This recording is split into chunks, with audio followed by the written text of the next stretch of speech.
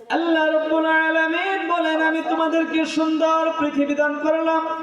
এই জমিন এক সময় লড়াচড়া করতো, জমিন না লড়ার জন্য আমি জমিনের মধ্যে পেরেক স্বরূপ পাহাড়কে নির্মাণ করে দিলাম। এই জমিন ছেড়ে তোমাদেরকে কবরে আসতে হবে। তোমরা কি পরিমাণ প্রস্তুতি নিয়েছো?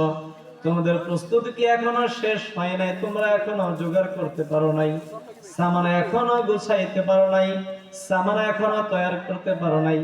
আল্লাহ রাব্বুল আলামিন বলেন, আরে আমি আর কত সুযোগ দিব। ওয়াজআলনা নাওমাকুম সুবাতা। দুনিয়ার জমিনে যত মানুষ আসবে, আল্লাহ রাব্বুল আলামিন ভাগ্যে নির্ধারণ করে দিয়েছেন তোমাকে মেহনত করতে হবে, তোমাকে পরিশ্রম করতে হবে। মেহনত ছাড়া দুনিয়ার বুকে সাফল্য অর্জন করা যায় না, পরিশ্রম ছাড়া কখনো সফলতা অর্জন করা যাবে না। আল্লাহ রাব্বুল আলামিন বলেন, ওয়াজআলনা নাওমাকুম সুবাতা।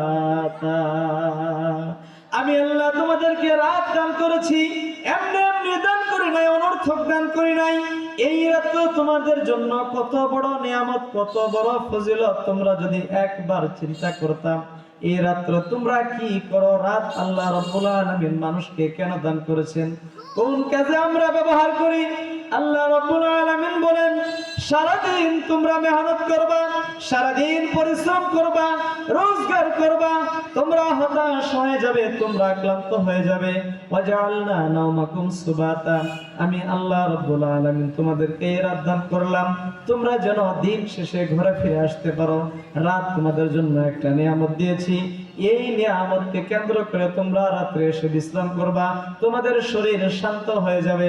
তোমরা একবার ভেবে চিন্তা দেখো, আমি আল্লাহ তোমাদেরকে পৃথিবী দান করলাম, রাত দান করলাম, এগুলো কি এমনি এমনি দান করেছি, নাকি সবগুলো তোমাদের নিয়ামতের জন্য, তোমাদের উপকারের জন্য দান করেছি? সুবহানাল্লাহ।